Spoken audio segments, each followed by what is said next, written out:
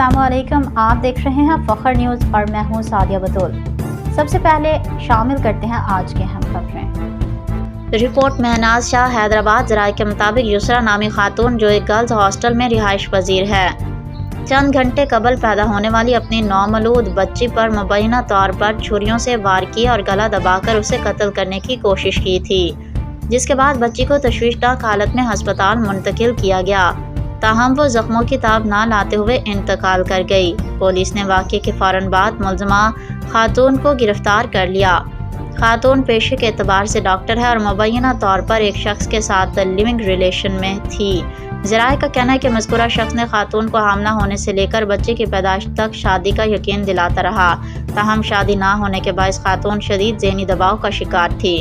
ज़राए के मुताबिक वाक़ये की मज़ीद तहकीकात जारी हैं। वक्त के लिए इतना ही। मज़ीद खबरों की अपडेट के लिए जुड़े रहिए फ़ख्र न्यूज़ के साथ।